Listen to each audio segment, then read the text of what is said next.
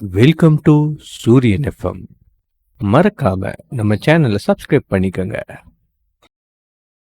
முத்தத்தின் ஈரம். மறுநாள் காலை கண்ணாடி முன்னால் நின்று கொண்டு அபி அவனையே பார்த்து கொண்டிருந்தான். அவனின் எண்ணங்களில் கௌதம் எப்படி அவன் முன்னால் நின்றானோ அந்த பிம்பம் வந்து சென்றது. ஒரு முறை பார்த்திருந்தாலும் கௌதமின் எண்ணம் அவன் மனதில் ஆழமாக பதிந்தது. அவனைப் போலவே தன்னை கண்ணாடி முன்னால் நின்று உருவகப்படுத்தி கொண்டான். அவனுடைய குட்டி டிராலியை ஓபன் செய்து அதில் அவனுக்கென்று இருந்த சிறிய கோட்டை எடுத்து அணிந்து கொண்டவன் தன்னையே பார்த்து கொண்டிருக்க உள்ளே நுழைந்தாள் ரேணு. அபி செய்யும் விஷயத்தை அவள் ஒரு நொடி ஆச்சரியமாகவும் அதே நேரம் முகத்தில் சற்று புன்னகையுடனும் பார்த்தாள். என்ன தெத்து, எப்படி பண்ணாலும் கரெக்டா வரவே இல்லையே. அண்ணா, அந்த பிக் மேனுக்கு அது சூப்பரா இருந்தது. யோசித்து பார்த்தவன் தன்னுடைய கேசத்தை தன் 2 பிஞ்சு கைகளால் கோதிக்கொண்டு இருந்தான். அதை பார்த்த ரேணுவிற்கு ஒரு நொடி அவளை அறியாமலேயே அவளின் மனம் கௌதமின் எண்ணத்தில் சென்று உழன்றது. அன்று கண்ணாடி முன்னால் நின்று தன் தலையை கோதியபடியே ரேணுவை அழைத்தான் கௌதம். அம்மோ அம்மோ, எங்க இருக்க? எனக்கு லேட் ஆச்சு. இதோ வந்துட்டேங்க சொன்னவள் வேக வேகமாக கிளம்பி ஒரு வெள்ளை மற்றும் பேபி பிங்க் நிறத்தில் புடவையை அணிந்து கொண்டு அவன் முன்னால் வந்து நின்றாள். பெண்ணவளை ஒரு நொடி உச்சி முதல் பாதம் வரை ஆராய்ந்தான். அவளுக்கு அந்த புடவை மிகவும் அழகாக இருந்தது. அவனால் அதை வர்ணிக்க முடியவில்லை.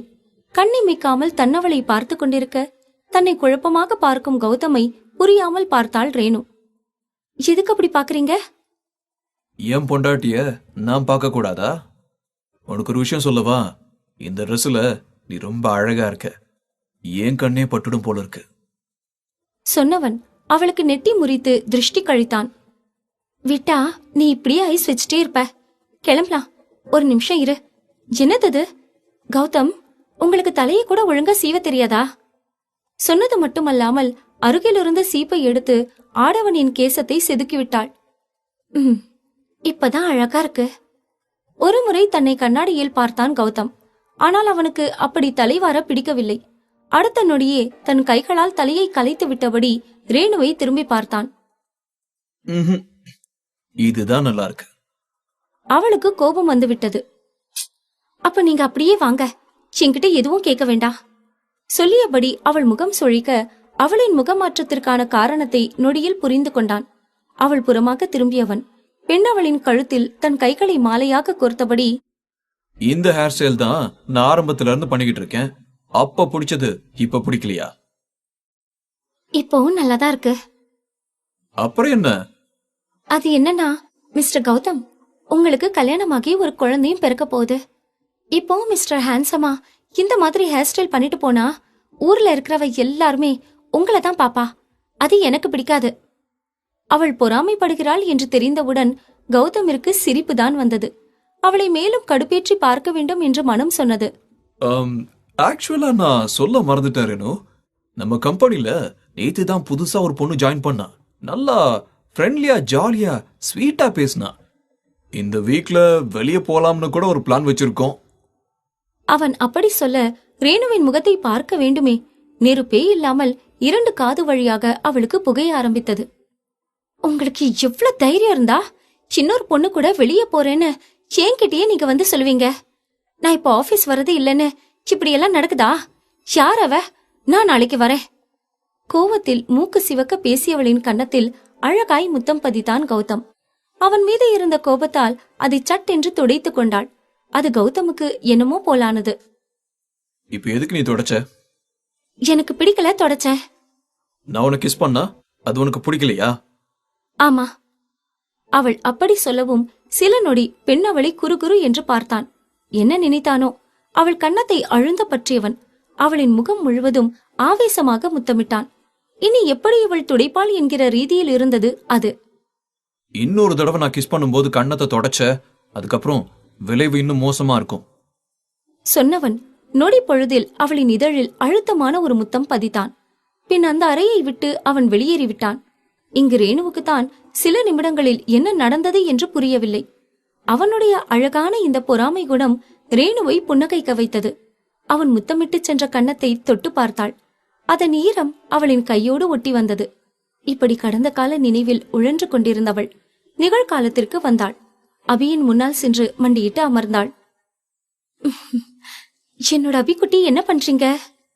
மம்மி, நான் எவ்வளவுதான் இத கரெக்டா பண்ண நினைச்சாலும் என்னோட முடி அடங்கவே மாட்டேங்குது. அவனுடைய கன்னத்தில் செல்லமாய் ஒரு முத்தம் பதித்தவள் அபியின் தலையை கோதிவிட ஆரம்பித்தாள். வாவ் மம்மி, நீங்க பண்ணா மட்டும் இது எப்படித்தான் வருதோ. தேங்க்யூ சொன்னவன் ரேணுவின் கன்னம், நெற்றி, மூக்கு என்று முத்தம் கொடுக்க அதில் ஒரு கணம் மீண்டும் அவளின் மனம் கௌதமைதான் நினைத்தது. அதுவரை பிரகாசமாக இருந்த அவளின் முகம் அப்படியே சுருங்கியது. எனக்கு கணேஷ் தாத்தா டாய்ஸ் வாங்கிட்டு வந்திருக்காராம். கீழே போறேன், நீங்களாம் வாங்க சொல்லிவிட்டு அவன் கீழே ஓடிச் சென்றான். செல்லும் தன் மகனையே அவள் ஏக்கமாய் பார்த்து நின்றாள். இப்படியே அடுத்து வந்த 3 நாட்கள் கடந்து சென்றது. அன்று மீண்டும் அபியை செக்கப்பிற்காக அழைத்து வர சொல்லியிருந்தான் விஜய். அமே, நாம எதுக்காக அடிக்கடி ஹாஸ்பிட்டல் போறோம்? அது ஒண்ணுல குட்டி, உங்களோட இந்த குட்டி வயிறு இருக்குல்ல, அது அடிக்கடி சத்தம் போடுது இல்லையா? இந்த குட்டி வயித்துக்குள்ள ஒரு குட்டி மான்ஸ்டர் இருக்கான். அத பார்க்கதான் நம்ம அடிக்கடி ஹாஸ்பிட்டல் போறோம். அந்த மான்ஸ்டரை டாக்டர் எப்படியும் கிளியர் பண்ணிடுவாங்க. அப்போ நான் அடிக்கடி சாப்பிட்ற ஐஸ்கிரீமோ அந்த மான்ஸ்டருக்கு தான் போகுதா? அதனாலதான் எனக்கு அடிக்கடி ஐஸ்கிரீம் வேணும்னு தோணுது போல. சைடு கேப்ல உனக்கு வேண்டியதை சொல்றல்ல, இருக்கலாம். நீ சாப்பிட்ற ஐஸ்கிரீம் எல்லாம் வயிற்றுக்குள்ள இருக்கிற அந்த மான்ஸ்டருக்கு போகுது. இத நம்ம சீக்கிரமா சரி பண்ணிடலாமா? உனக்கு அங்க ஏதாவது வேணும்னா நீ தாராளமா அம்மா கிட்ட சொல்லலாம். Okay mummy. Abhi good bye. So நான் பயப்படாம அந்த மான்ஸ்டரை அழிச்சிடுவேன். அபி சரி என்று கியூட்டாக தலையசைக்க தன் மகனை அழைத்து கொண்டு அன்றைய நாள் செக்கப்பிற்காக ஹாஸ்பிட்டலுக்கு கிளம்பினாள் ரேணு. ஆனால் அவளுக்கு தெரியவில்லை, தன் வாழ்க்கையில் 4 வருடம் கழித்து இன்று ஒரு மாற்றத்தை ஏற்படுத்த போகிறது என்று.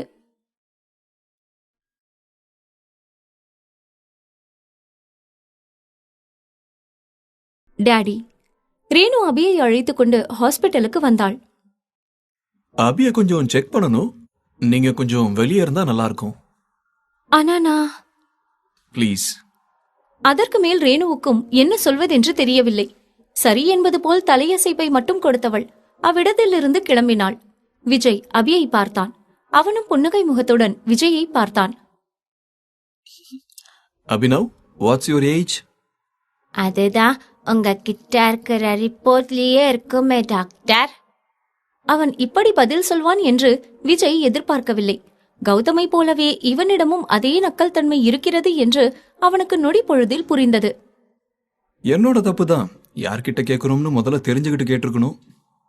மனதிற்குள் அபியை திட்டியவன் முகத்தில் புன்னகையுடன் பேசினான். நாட் பேட், நானே பாத்துக்கிறேன். என்னோட வயிற்றுக்குள்ள இருக்கிற மான்ஸ்டர நீங்க எப்போ வெளியில எடுப்பீங்க? அவன் அப்படி கேட்டதும் அவனை ஒரு நொடி புரியாமல் பார்த்தான் விஜய். மம்மி தான் சொன்னாங்க, வயிற்றுக்குள்ள மான்ஸ்டர் இருக்கு, அதை எடுக்கத்தான் அடிக்கடி ஹாஸ்பிட்டல் வரதா. அப்பொழுதுதான் ரேணு இப்படி சொல்லி சமாளித்து இருக்கிறாள் என்று அவனுக்கு புரிந்தது. எனவே விஜயும் அதற்கு மேல் எதையும் மாற்றி சொல்ல விரும்பவில்லை. ஓ அதுவா? அது கொஞ்சம் பெருசா இருக்கா, அதனால அது எடுக்க இன்னும் கொஞ்சம் டைம் ஆகும். ஆனா இதே மாதிரி ரெகுலரா செக்அப் வந்தா சீக்கிரமா எடுத்துடலாம். அபிக்குட்டிக்கு இதெல்லாம் பார்த்தா பயமா இல்லையா? இல்ல, நான் ஸ்ட்ராங் பாய். நான் பயப்பட்டா என்னோட பிரின்சஸும் பயப்படுவாங்க. ஸ்ட்ராங் பாய் எப்பவுமே அம்மாவை ப்ரொடெக்ட் பண்றவங்களா இருக்கணுமா, அதனாலதான் நான் பயப்பட மாட்டேன். அவன் சொல்லிய விதத்தில் அழகாக புன்னகைத்தவன் சிறுவனின் அழகிய கேசத்தை பாசமாக கலைத்துவிட அபியோ அவனை முறைத்தான். இப்போ எதுக்கு என்னோட தலையில கைய வச்சிங்க? நான் கஷ்டப்பட்டு தலை சீவிட்டு வந்தேன், என்னோட ஹேர் ஸ்டைலே போச்சு. அதை பார்த்த விஜய்க்கு ஒரு நொடி சிரிப்பு வந்துவிட்டது. ஆதிரா சொன்னதில் தவறு இல்லை. இவன் அப்படியே கௌதம் போலதான், பேசுவதிலும் சரி கோபத்திலும் சரி. இருவரும் ஒருவருக்கொருவர் சளைத்தவர்கள் அல்ல என்று அவனுக்கு புரிந்தது. ஆ ஆ சரி, சாரி. சாரி கேட்டா போதுமா? அவனின் கேட்கும் தன்மையும் பார்வையும் சற்று நக்கலாக இருக்க அபியை அழுத்தமாக பார்த்தான் விஜய். பின் என்ன நினைத்தானோ, அருகில் இருந்த ஒரு பெரிய ஊசியை எடுத்தவன் அபியின் முன்னால் காட்டினான். இதுவரை இவ்வளவு பெரிய ஊசியை அபி பார்த்ததே இல்லை. அதை பார்த்தவனுக்கு விழி பிதுங்கியது. இது என்னன்னு தெரியுமா? இந்த மாதிரி குறும்பு பண்ற கோவப்படுறவங்க எல்லாத்துக்கும் நாங்க இந்த ஊசியை தான் போடுவோம். இந்த ஊசியை போட்டதுக்கு அப்புறம் அவங்களால 4 நாள் வாயை திறந்து கூட பேச முடியாது. உனக்கு இந்த ஊசியை போடணுமா? அவ்வளவுதான். அபி தன் 2 கைகளாலும் வாயை பொத்தியபடி வேண்டாம் என்று மறுப்பாக தலையசைத்தான். அவனின் செய்கை உண்மையில் விஜயின் கண்களுக்கு அத்தனை கியூட்டாக தெரிந்தது. அப்ப என்கிட்ட கொஞ்சம் ஜாக்கிரதையாவே நடந்துக்கோ சொல்லிவிட்டு அவனுடைய டெஸ்டுக்கு தேவையான அனைத்து ஏற்பாடுகளையும் செய்ய வெளியே சென்றான். சிறிது நேரம் அங்கேயே அமர்ந்திருந்த அபி அந்த அறையை சுற்றி பார்க்க ஆரம்பித்தான். அந்த அறை மிகவும் நேர்த்தியாக இருந்தது. அறையின் மூலையில் சிகிச்சைக்கு தேவையான அனைத்து எக்யூப்மெண்ட்டும் இருந்தது. ஒரு பக்கம் வெயிட் பார்ப்பதற்கு வெயிட் மிஷின் இருந்தது. அதன் மீது ஏறி நின்றான்.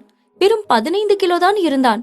ஆனால் பேசும் பேச்சு எல்லாம் 10,000 அடி நீளம் போல் இருந்தது.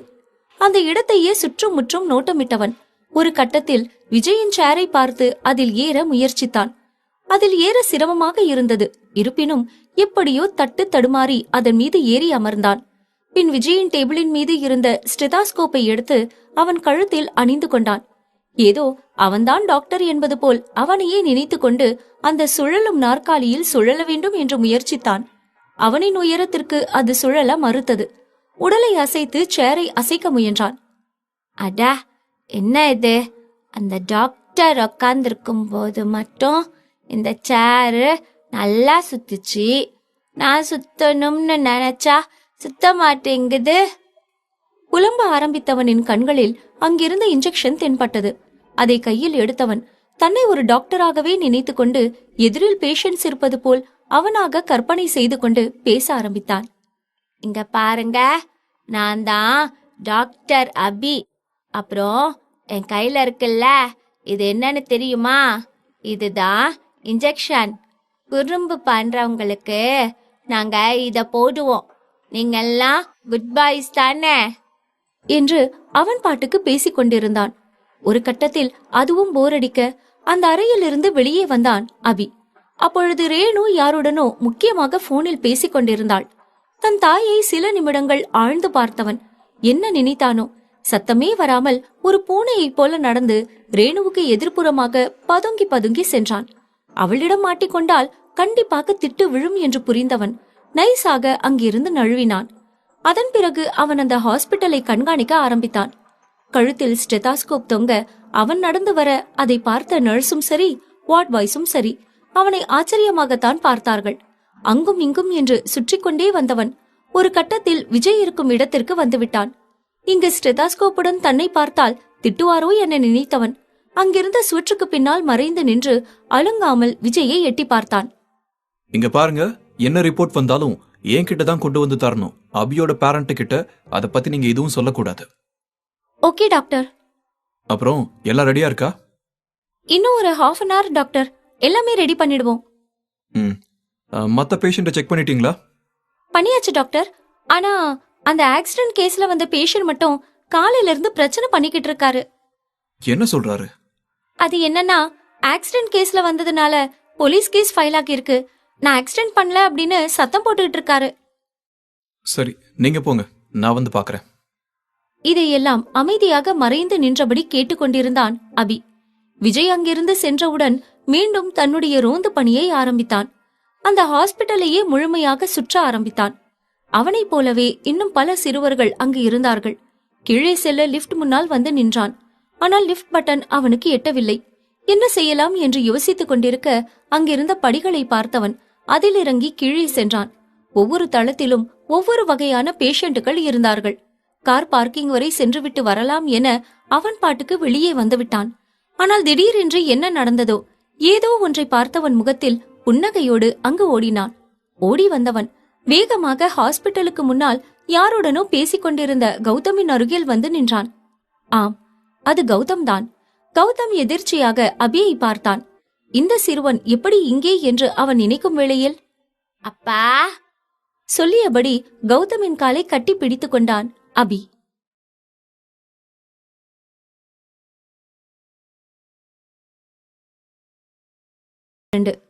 அப்பான்னு கூப்பிடட்டா? அப்பா.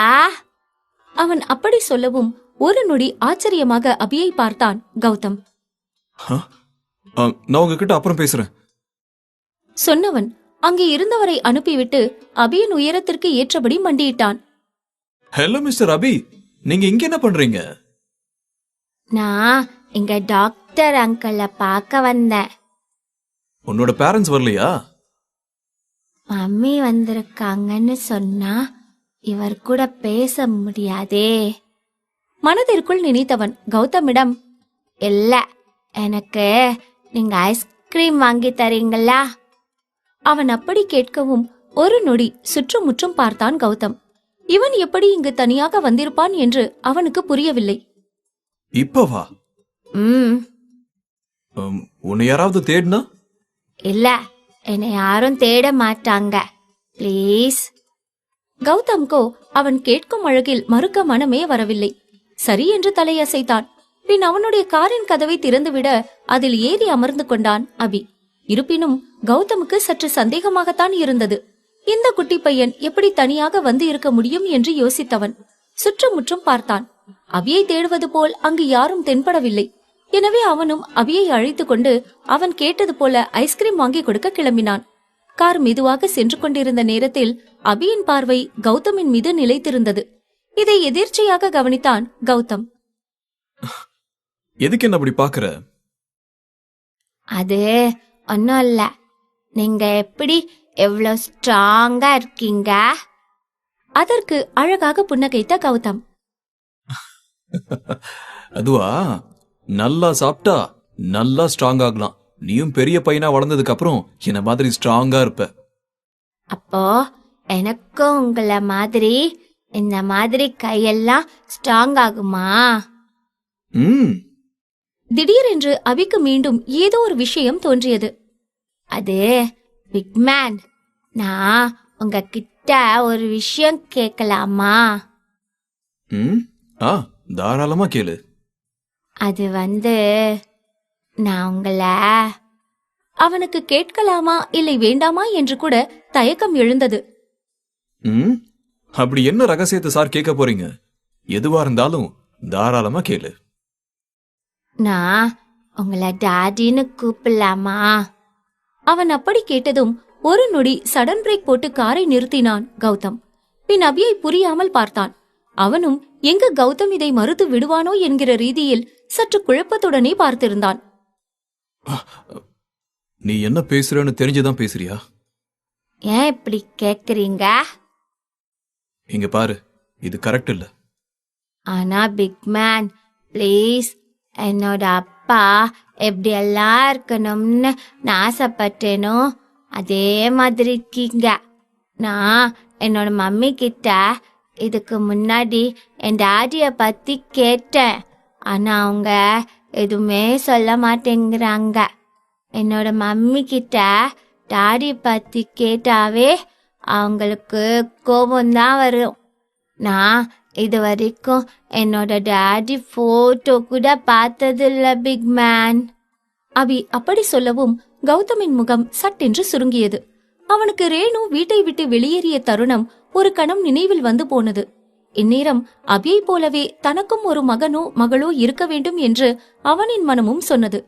அபியை போலவே ரேணுவிடம் தன்னுடைய குழந்தையும் தன்னை பற்றி கேட்டிருந்தால் அவள் என்ன சொல்லி இருப்பாள் என்கிற கேள்வியும் அவன் மனதில் எழுந்தது. குழந்தைகள் மனதில் பெற்றவர்கள் பிரிந்திருந்தால் இது போல ஏக்கம் ஏற்படும் என்பதை அவன் புரிந்து கொண்டான். ஆனால் ரேணுவின் மீது இருக்கும் கோபம் அதை அவனை முழுமையாக ஏற்றுக்கொள்ள அனுமதிக்கவில்லை. என்ன யோசிக்கிறீங்க? நான் உங்களை அப்படி கூப்பிடுறது பிடிக்கலன்னா பரவாயில்ல, நான் உங்களை பிக்மேன்னே கூப்பிடுறேன். இல்ல, அப்படிலாம் எதுவும் இல்ல. இப்போ உனக்கு என்ன டாடின்னு கூப்பிடணும், அதுதானே? சரி, நீ என்ன அப்படி தாராளமா கூப்பிடலாம். கௌதம் அனுமதி வழங்கியவுடன் அபியின் முகத்தை பார்க்க வேண்டுமே. அவன் முகத்தில் 1000 வாட்ஸ் பல்ப் எரிந்தது. நிஜமா தான் சொல்றீங்களா? ஆமா, இவ்ளோ கியூட்டான ஒரு குட்டி பையன் கேட்கும்போது எப்படி வேண்டாம்னு சொல்லுவேன்? தேங்க்யூ டாடி சொன்னவன் எழுந்து கௌதமின் கழுத்தை கட்டிக்கொண்டான். அவன் டாடி என்று சொல்ல ஏனோ ஒரு கணம் கௌதமுக்கு தன்னுடைய குழந்தை தன்னை அழைப்பது போல இருந்தது. முதல் முறையாக அந்த உணர்வு அவனுக்குள் எழவும் அதை அவனால் வர்ணிக்க முடியவில்லை. அபியின் தலையை கோதினான். சரி, ஐஸ்கிரீம் சாப்பிட போலாமா? அதன் பிறகு இருவரும் ஹாஸ்பிட்டலுக்கு அருகில் இருந்த ஒரு ஐஸ்கிரீம் பார்லரை வந்தடைந்தார்கள். கௌதம் சென்ற முறை அபிக்கு என்ன ஐஸ்கிரீம் வாங்கி கொடுத்தானோ அதே ஐஸ்கிரீமை தான் வாங்கி கொடுத்தான். உதடு, கன்னம், மூக்கு என்று ஐஸ்கிரீமை அப்பிக்கொண்டு சாப்பிடும் அந்த சிறுவனை கண்ணிமைக்காமல் பார்த்தான் கௌதம். ஏன் என்று தெரியவில்லை. அபியை பார்க்கும்போது அவன் மனம் எந்த ஒரு சலனமும் இல்லாமல் அமைதியாக இருந்தது. அவனோடு இருக்கும்போது நேரம் செல்வதே தெரியவில்லை. தலைக்கு மேல் 1000 பிரச்சனைகள் இருந்தாலும் அபியுடன் இருக்கும் தருணத்தில் அது எதுவும் பொருட்டாக அவனுக்கு தெரியவில்லை. அபி, உனக்கு ஐஸ்கிரீம் ரொம்ப பிடிக்குமா? அவன் ஆம் என்பது போல் மேலும் கீழும் என்று தலையை ஆட்டினான். அப்போ இந்த உலகத்திலேயே உனக்கு ரொம்ப பிடிச்சது இந்த ஐஸ்கிரீம் மட்டும்தானா? இல்ல. அவன் அப்படி சொல்ல அவனை சற்று குழப்பத்துடன் பார்த்தான். ஐஸ்கிரீம்காக எதையும் செய்ய நினைப்பவனுக்கு வேறென்ன பிடிக்கும் என்பது போல இருந்தது அந்த பார்வை. அப்போ உனக்கு வேற என்ன பிடிக்கும்? என்னோட பிரின்சஸ் தான் இந்த உலகத்திலேயே எனக்கு ரொம்ப பிடிக்கும். அவன் பிரின்சஸ் என்று சொல்ல அவனுடைய அம்மாவை பற்றிதான் சொல்கிறான் என்று கௌதமுக்கு நன்றாக புரிந்தது. உனக்கு உன்னோட மம்மியத்தான் ரொம்ப பிடிக்கும்னா அப்போ உன்னோட டாடிய எந்த அளவுக்கு பிடிக்கும்? அவன் அப்படி கேட்டதும் அவசர அவசரமாக ஐஸ்கிரீமை சாப்பிட்டுக் கொண்டிருந்தவனின் கை ஒரு கணம் அப்படியே நின்றது. கௌதமுக்கும் அது ஏன் என்று புரியவில்லை. அபியை குழப்பத்துடன் பார்த்தான். என்னாச்சு? எனக்கு என்னோட டாடிய பிடிக்காது. அதை கேட்டு புருவம் நெறித்தான் கௌதம். தந்தையை பிடிக்காது என்று சொல்கிறான். அப்படி இருக்க தன்னை அப்பா என்று அழைக்கலாமா என கேட்டதற்கான காரணம் என்ன என்று அவனுக்கு விளங்கவில்லை. உனக்கு ஏன் உன்னோட டாடிய பிடிக்காது? ஏன்னா என்னோட அப்பா என்னையும் என்னோட மம்மியையும் இது வரைக்கும் பார்க்க வந்ததே இல்லை. அவருக்கு என் மேல துளி கூட பாசமே இல்லை. நீங்களே சொல்லுங்க பிக் மேன், எந்த அப்பாவாவது தன்னோட குட்டி பையனை பார்க்க வராம இருப்பாங்களா? என்னோட அப்பா இது வரைக்கும் என்னை பார்க்க வந்ததே இல்லை. நான் டெய்லியும் என்னோட மம்மி கூட தான் தூங்குவேன். எனக்கு என்னோட அப்பாவை பார்க்கணும்னு ஆசை. ஆனா அவரை நான் உண்மையிலேயே நேர்ல பார்த்தா எனக்கு அவர் மேல கோவம்தான் வரும். எதுக்கு என்னையும் மம்மியையும் தனியா விட்டுட்டு போனீங்கன்னு கேப்பேன். அவன் அப்படி சொல்லவும் கௌதமுக்கு முகம் சுருங்கியது. மனம் ஏனோ தன்னுடைய குழந்தை தன்னிடம் நேரடியாக இப்படி ஒரு விஷயத்தை கேட்பது போல் அவனுக்கு தோன்றியது. அவன் மனதில் முதல் முறையாக மீண்டும் ஒரு குற்ற உணர்ச்சி எழுந்தது. இது போன்ற கேள்விகளை தன்னுடைய குழந்தையும் ரேணுவிடம் கேட்டிருந்தால் அவள் என்ன சொல்லியிருப்பாள் என மனம் யோசிக்க ஆரம்பித்தது.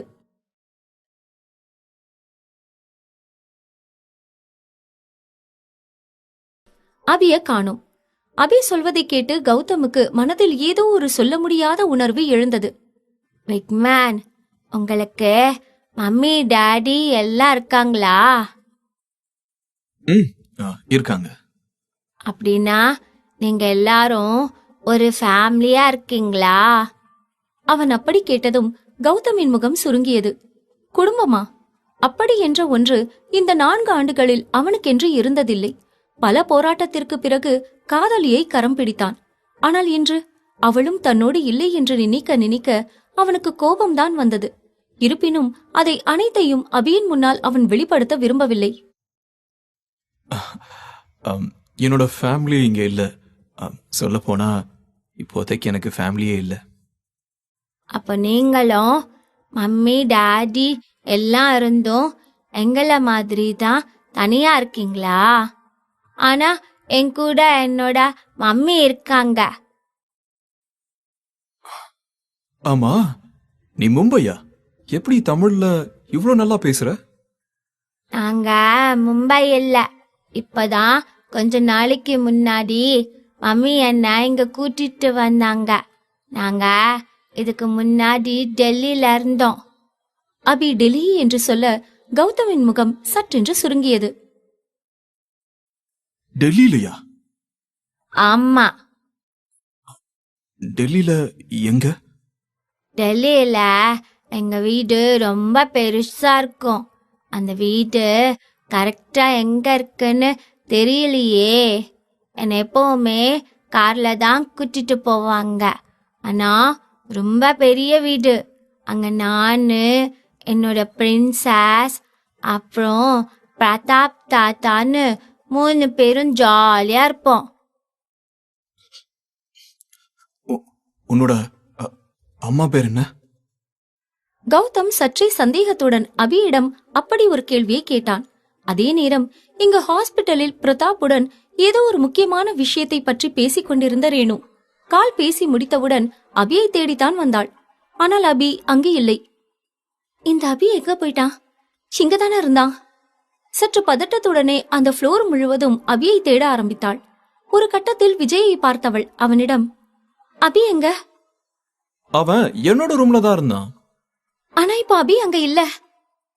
இங்க பாருங்க, அவன் இங்கதான் இருப்பான். சொன்னவன் அபியை தேடி தன்னுடைய ரூம்குள் நுழைந்தான். அபி, அபி, எங்க இருக்க நீ? ரேணுவும் தன் மகனை அழைத்து பார்த்தாள்.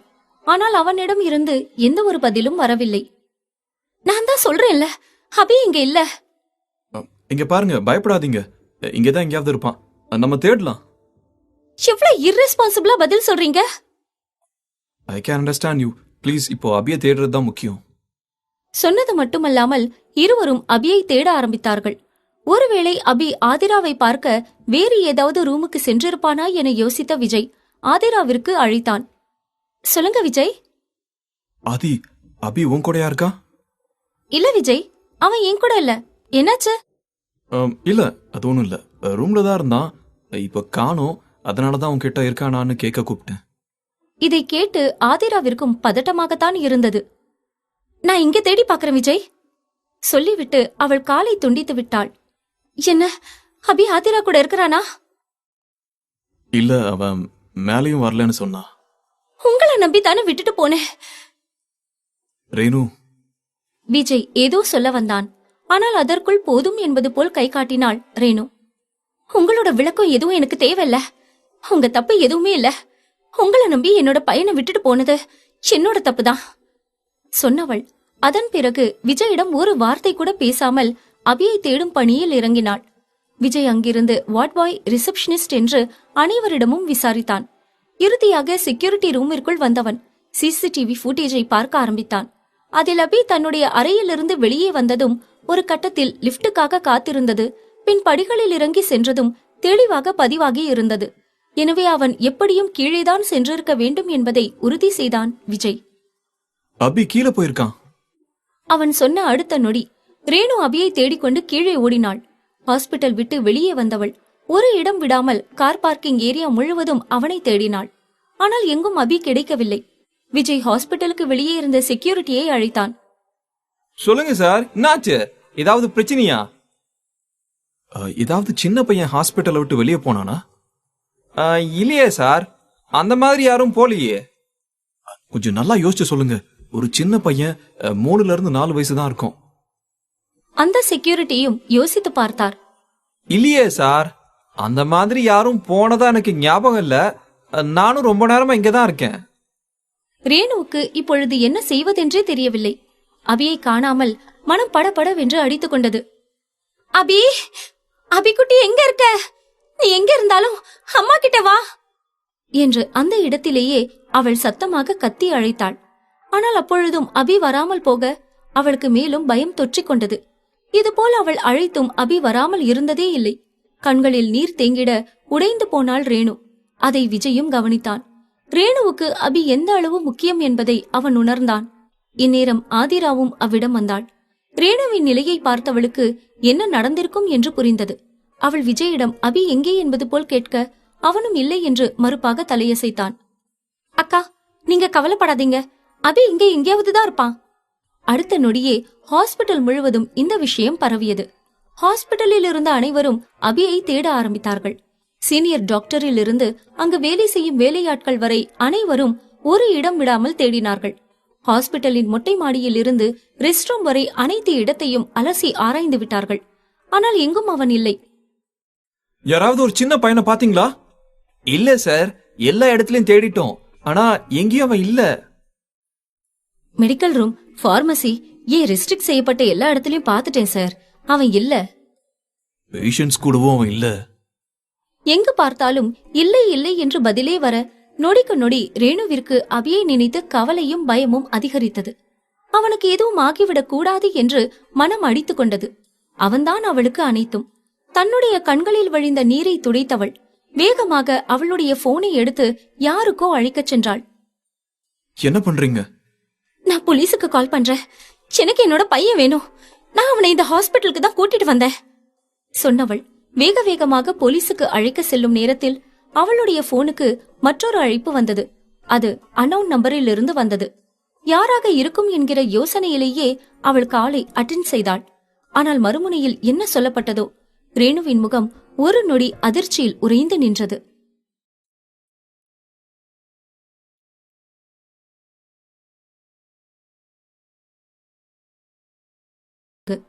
கௌதம், ரேணு போலீசுக்கு விஷயத்தை சொல்லலாம் என்று அவள் போனை எடுத்த நேரத்தில் அவளுக்கு ஒரு அன்னோன் நம்பரில் இருந்து அழைப்பு வந்தது.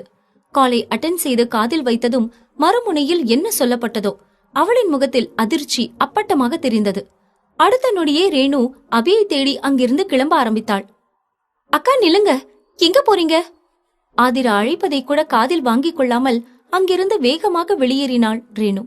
ரேணுவின் கார் நேராக சிட்டியில் இருக்கும் அந்த பிரபலமான 7 ஸ்டார் ஹோட்டலின் முன்னால் வந்து நின்றது. காரை விட்டு இறங்கியவள் பரபரப்பாக ஹோட்டலுக்குள் நுழையும் பொழுது மீண்டும் அதே எண்ணிலிருந்து அவளுக்கு அழைப்பு வந்தது. அவசரமாக காலை ஏற்று காதில் வைக்க மறுமுனையில் அபியின் குரல் கேட்டது. மம்மி, நாங்க இங்க ஒரு பெரிய இடத்துக்கு வந்திருக்கோம். அபிக்குட்டி, நீ இப்போ எங்க இருக்க?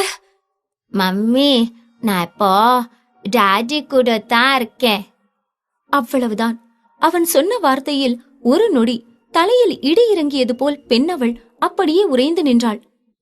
அபி, நீ என்ன சொல்ற? அவள் கேட்டு முடிக்கவில்லை. மறுமுனையில் அழைப்பு துண்டிக்கப்பட்டது. மீண்டும் அதே எண்ணுக்கு அவள் அழைத்து பார்த்தாள். ஆனால் கால் ஏற்கப்படவில்லை. டாடி கூட இருக்கானா? இல்ல, ஒருவேளை எனக்கு தான் தப்பா கேட்டுருச்சா? யோசித்தவளின் மனதில் பயம் வந்து நிரம்பிக் கொண்டது. மீண்டும் தன்னுடைய வாழ்க்கையில் கௌதம் வரக்கூடாது என்று அவளின் மனம் அடித்துக் கொண்டது. அவள் எண்ணிக்கொண்டிருக்கும் பொழுதே மீண்டும் ரேணுவின் போனில் ஒரு நோட்டிபிகேஷன் சத்தம் கேட்டது. அதில், உன்னோட பையன் இப்போ இந்த அட்ரஸ்ல தான் இருக்கான் என ஒரு அட்ரஸ் அதில் குறிப்பிட்டிருக்க துளியும் யோசிக்காமல் அந்த அட்ரஸை நோக்கி கிளம்ப ஆரம்பித்தாள் ரேணு. சிட்டியில் உள்ள டிராபிக்கை கடந்துதான் அவளின் வாகனம் வந்தது. ஆனால் வரும் வழி முழுவதும் அவளின் மனம் பதட்டத்தில் வேக வேகமாக துடித்தது. ரேணுவின் கார் அந்த இடத்தை வந்தடைய கண்ணாடி கட்டிடமாய் உருவாகி வானுயரம் வரை எழுந்து நின்ற அந்த கம்பெனியிலிருந்து ஒருவன் இதை பார்த்து கௌதமிடம் சொன்னான். பாஸ், அந்த பையனோட அம்மா வந்துட்டாங்கன்னு நினைக்கிறேன். அதை கேட்டவுடன் கௌதமின் கரங்கள் கோபத்தில் முறுக்கேறியது. அவங்கள மேல கூட்டிட்டு வா. Okay boss. என்னதான் கௌதம் எதுவும் பேசாமல் அமைதியாக அமர்ந்திருந்தாலும் அவன் மனதிலும் ஏதோ ஒரு இனம் புரியாத உணர்வு ஆட்டி படைத்துக் கொண்டிருந்தது. ஒருவேளை இது அவளாக இருக்குமோ என்கிற உணர்வு தோன்றவும் அவனை அறியாமலேயே இதயம் படபடக்க ஆரம்பித்தது. மனம் அவளாக இருக்கக்கூடாது என்று 1000 முறை சொன்னது. டாடி, நீங்க அம்மா கிட்ட நான் ஐஸ்கிரீம் சாப்பிட்டத சொல்ல வேண்டாம். இந்த மாதிரி நான் அடிக்கடி ஐஸ்கிரீம் சாப்பிட்றேன்னு தெரிஞ்சா கண்டிப்பா மம்மி என்ன திட்டுவாங்க. அப்பொழுதுதான் தன்னிலை உணர்ந்த கௌதம் அபி சொன்னதற்கு சரி என்று மட்டும் தலையசைத்தான். காரை விட்டு இறங்கிய ரேணு தான் வந்திருப்பது என்ன இடம் என்று உணர்வதற்கு முன்னரே அவள் முன்னால் வந்து நின்றான் கௌதமின் அசிஸ்டன்ட். மேடம், நீங்க அபினவ தேடி வந்திருக்கீங்களா? ஆமா. ஓ, அப்ப என் கூட வாங்க. அதற்கு மேல் எதுவும் கேட்டுக்கொள்ளவில்லை. அவளுக்கு இப்பொழுது அபியை பார்க்க வேண்டும். எனவே அவள் எதுவும் கேட்காமல் அவனோடு வந்தாள். லிப்ட் ஏறி இருவரும் 20ஆம் தளத்தை வந்தடைந்தார்கள். அபி எங்க? மேடம், கொஞ்சம் வெயிட் பண்ணுங்க, நான் உள்ள போய் சார்கிட்ட கேட்டுட்டு வரேன். ஹலோ, என்ன பேசிக்கிட்டு இருக்கீங்க? நான் என்னோட பையனை பத்தி கேக்குறேன். அப்ப அபி உள்ளதா இருக்கானா? கேட்டது மட்டுமில்லாமல் அனுமதியின்றி உள்ளே செல்ல முயற்சித்தாள். அந்த அசிஸ்டன்ட் அவளை எவ்வளவோ தடுக்க நினைத்தான். ஆனால் ரேணு கேட்பதாக இல்லை. அறையின் கதவை திறந்து கொண்டு ஆவேசமாக உள்ளே நுழைந்தாள். கதவு திறக்கும் சத்தம் கேட்டு கௌதம் நிமிர்ந்து பார்த்தான். எதிரே மூச்சிறைக்க வேர்த்து விறுவிறுத்து போய் வந்து நிற்கும் பெண்ணை 4 ஆண்டுகள் கழித்து பார்த்தவனுக்கு ஒரு கணம் இதயம் துடிக்க மறந்து அடுத்த கணமே அது அத்தனை வேகமாக துடிக்க ஆரம்பித்தது. கௌதம் தான் அப்படி உணர்கிறான் என்றால் இங்கு ரேணுவின் நிலை அதைவிட மோசமாக இருந்தது. 4 ஆண்டுகளுக்கு பிறகு தன் மனம் கவர்ந்தவனை, தன் கணவனை பார்க்கிறாள். அவன் மீது கோபம் ஒரு பக்கம் இருந்தாலும் மனதிற்குள் இருக்கும் காதல் அவனை பார்த்த மறுகணம் தடைகளை உடைத்துக் கொண்டு அவளின் கண் முன்னால் வந்து நின்றது. அதுவும் தன் மகனை அவனோடு பார்க்கிறாள். உதடுகள் கௌதமின் பெயரை அழைக்க துடிக்க ஆரம்பித்தது. கௌதம். 4 ஆண்டுகளுக்கு பிறகு அவள் வாயிலிருந்து தன்னுடைய பெயரை கேட்கிறான். அவளுடைய இனிமையான குரலை 4 ஆண்டுகளுக்கு பிறகு மீண்டும் கேட்கும் பாக்கியம் அவனுக்கு கிடைத்தது. மம்மி. ரேணுவை பார்த்தவுடன் ஓடிச் சென்று தன் தாயின் காலை கட்டிக்கொண்டான். அப்பொழுதுதான் கௌதமும் சரி ரேணுவும் சரி தன்னிலை உணர்ந்தார்கள். கௌதமுக்கு அவனுடைய சந்தேகம் நொடி பொழுதில் தீர்ந்துவிட்டது. இது அவள்தான். அப்படியென்றால் அபி தன்னுடைய மகனா என்கிற கேள்வி ஒரு பக்கம் அவன் மனதில் எழுந்தது. கண்களில் தேங்கியிருந்த கண்ணீரை துடைத்த ரேணுவும் அபிக்கு இணையாக மண்டியிட்டு அமர்ந்தாள். அபிக்குட்டி, நீ எப்படி இங்க வந்த? ஹாஸ்பிட்டல்ல தானே இருந்த? ரேணு அப்படி கேட்க என்ன சொல்வதென்று தெரியாமல் அபி ஒரு கணம் திரும்பி கௌதமை பார்த்தான். பின், மம்மி, அது நான் உங்ககிட்ட சொல்லாம வந்தது தப்புதான். ஆனா நாங்க பிக்மேனை பார்த்தேன். அப்புறம் நீங்க ஏன் என்கிட்ட டாடிய பத்தி சொன்னதே இல்ல? ஆனா எனக்கு என் டாடி இப்படி இருந்தா நல்லா இருக்கும்னு தோணுச்சு. அதே மாதிரி தான் பிக்மேனும் இருந்தாங்க. அப்புறமா நான் பிக்மேன் கிட்ட நான் டாடின்னு உங்களை கூப்பிடலாமான்னு கேட்டேன். அவரும் சரின்னு சொல்லிட்டாரு. இப்ப எனக்கு மம்மியும் இருக்காங்க, டாடியும் இருக்காங்க. அவன் அப்படி சொல்ல உறைந்து போய் ஒரு கணம் கௌதமை பார்த்தாள் ரேணு. அவளால் இங்கு நடப்பதை முதலில் ஏற்றுக்கொள்ளவே முடியவில்லை. கௌதம் எப்படி இங்கு மும்பையில் என்கிற கேள்வி ஒரு பக்கம் இருந்தாலும் இவர்கள் எப்பொழுது சந்தித்துக் கொண்டார்கள் என்கிற கேள்வி மற்றொரு பக்கம் எழுந்தது. யாரை பார்க்க கூடாது என்று தன் மகனை யாரின் நிழலும் படக்கூடாது என்று பிரித்து வைத்திருந்தாலும் மீண்டும் அதே விதி இருவரையும் சந்திக்க வைத்திருக்கிறது. அதுவும் அபியின் மூலமாகவே என்று நினைக்கும் போது ரேணுவுக்கு என்ன சொல்வது என்று தெரியவில்லை. இதை அனைத்தையும் கௌதமும் பார்த்து கொண்டுதான் இருந்தான். அவனுடைய அனல் கக்கும் பார்வையிலிருந்து அவன் என்ன யோசிக்கிறான் என்று புரிந்து கொள்ள முடியவில்லை. ஆனால் அவன் ரேணு மேல் உச்சக்கட்ட கோபத்தில் இருக்கிறான் என்று நன்கு புரிந்தது. அபிக்குட்டி, நீங்க கொஞ்ச நேரம் வெளியே இருக்கீங்களா? நான் பேசிட்டு வரேன். ஓகே மம்மி சொன்னவன் கௌதமின் புறம் திரும்பினான். பிக்மேன், இதுதான் என்னோட பிரின்சஸ் ரேணு. என்னோட மம்மி தான் பெஸ்ட் மம்மி. இவங்க பிரின்சஸ் மாதிரி இருக்காங்கல்ல என்றவன் கேட்க கௌதம் மௌனம் காத்தான். அவளை பற்றி தன்னிடமே தன் மகன் அறிமுகப்படுத்துகிறானா என்பது போல் இருந்தது அவனின் பார்வை. சொல்லுங்க. ஆமா, உன்னோட மம்மி என்னைக்குமே பிரின்சஸ் தான். என்னதான் கௌதம் அப்படி சொன்னாலும் அதில் அழுத்தம் இருந்தது. அவன் ஏதோ உள் அர்த்தத்தை மனதில் வைத்துக் கொண்டுதான் அப்படி சொன்னான். சரி, நீங்க 2 பேரும் பேசிட்டு வாங்க சொல்லிவிட்டு அந்த அறையிலிருந்து அவன் வெளியேறிவிட்டான். இப்பொழுது அந்த இடத்தில் கௌதம் மற்றும் ரேணு இருவர் மட்டுமே இருந்தார்கள். சூழ்நிலையால் பிரிந்தவர்கள் இன்று விதியின் விளையாட்டால் சந்தித்துக் கொண்டார்கள். இனி என்ன நடக்குமோ?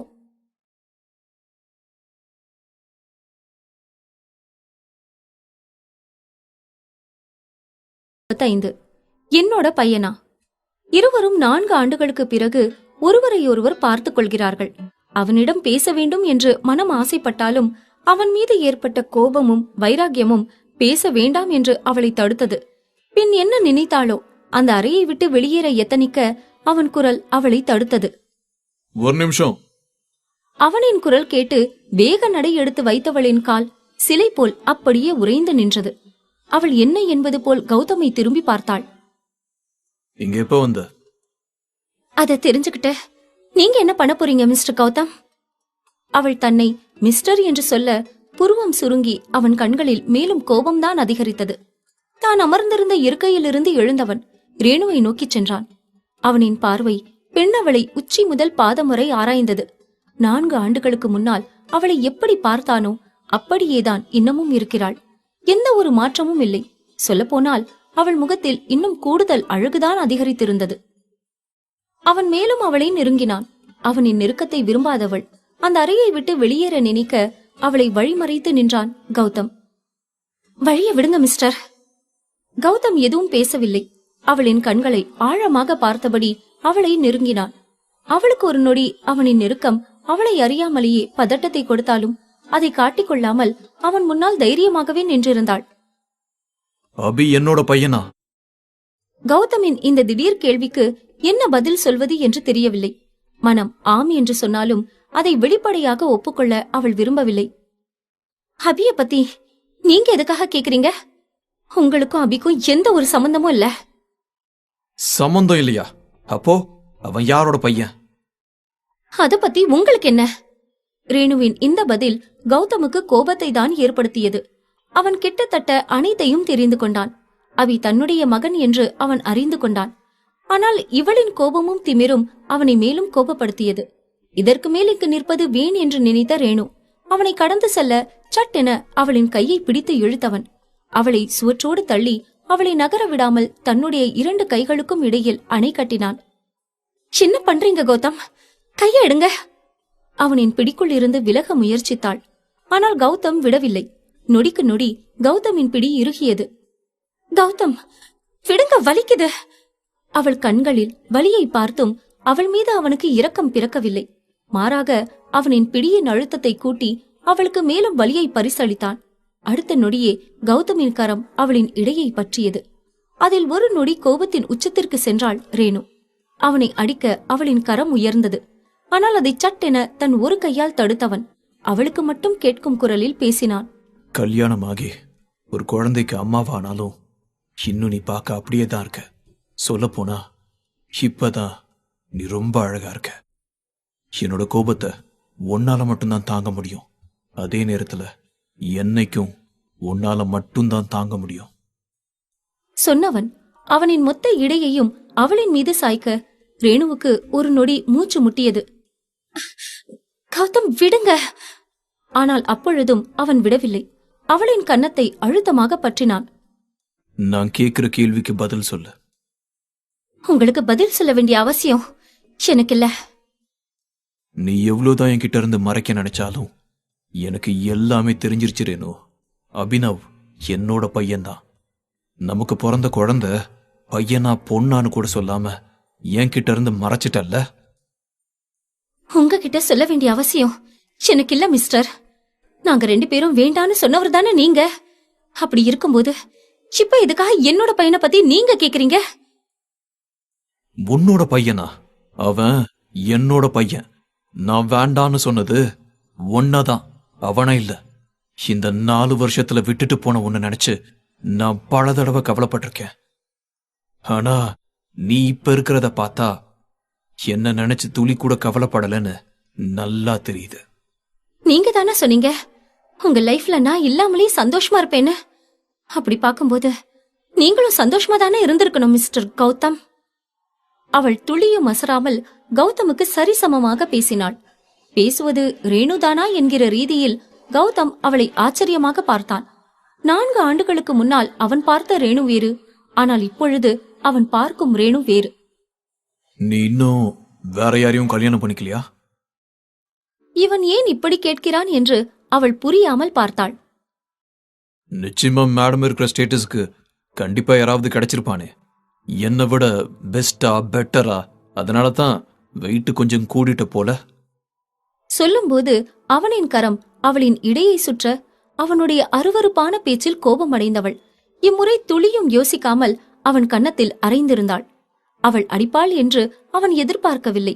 ரேணுவின் கரம் கௌதமின் கன்னத்தில் நன்கு பதிந்திருந்தது. அதில் கோபம் கொண்டவன் துளியும் யோசிக்காமல் அவளின் கழுத்தை இறுக்கமாக பற்றினான். ஏய், உனக்கு எவ்வளவு தைரியம் இருந்தா என்னையே அடிச்சிருப்ப. அத நான் தான் கேட்கணும். என்ன பத்தி பேசுற உரிமை உங்களுக்கு இல்ல. இருவரின் கண்களும் மீண்டும் ஒரே நேர்கோட்டில் சந்தித்துக் கொண்டன. அதில் காதல் தெரியவில்லை.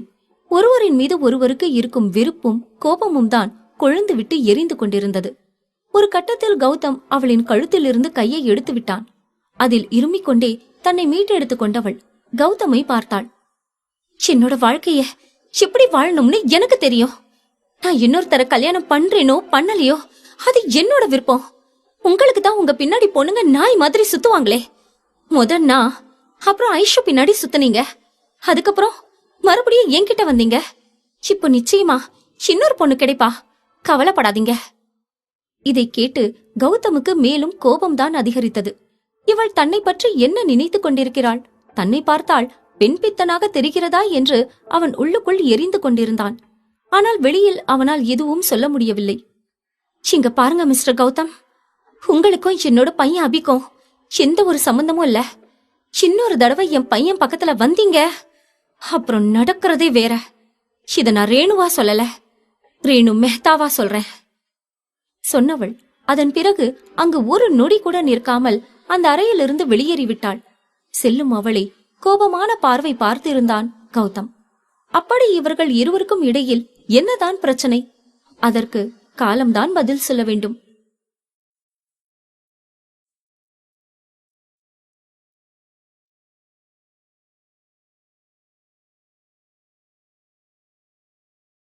Warrior woman. அன்று மீராவின் கிளாஸில் புரொஃபசர் லீவ் என்பதால் வகுப்பில் உள்ள அனைவரும் வெளியில் செல்லலாம் என பேசிக் கொண்டிருந்தனர். ஏய் மீரா, நம்ம எங்க போகலாம்? எங்கேயுமே போக வேண்டாம். உன்கிட்ட ஐடியா கேட்டது என் தப்புதான். we can go to theater. நீயும் வர மீரா? இல்லப்பா, நான் வரல, நீங்க போயிட்டு வாங்க.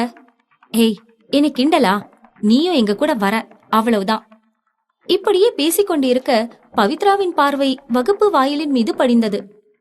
வந்துட்டாயா வந்துட்டாயா? யார் வந்துட்டாங்க? ஹேய், என்ன பவி, நீ என்ட்ரன்ஸே பாக்குற? அப்படி யார் வரா? சீனியர் டி. இவன் தான் காலேஜே கட்டி கொடுத்தவ மாதிரி பில்டப் பண்ணுவான். சீனியர் எதுக்கு நம்ம கிளாஸ்க்கு வரான்? ஹே மீரா, அவன் சரியான பந்தா பார்ட்டி. பல வருஷமா நம்ம கிளாஸ்லயே உக்காந்து பெஞ்ச தேய்ச்சிக்கிட்டு இருக்கான். You mean? எஸ், அரியர் மேல அரியர் வச்சு இன்னும் இந்த கிளாஸை விட்டு நகராம இருக்கான். ஓஹோ, பேரு மதன். ஆனா சாருக்கு மனசுக்குள்ள மன்மதன்னு நினைப்பு. பண்றதெல்லாம் ஃப்ராடுத்தனம். ஏதோ அவங்க அப்பா PM லெவல்ல கனெக்ஷன்ல இருக்கார் போல.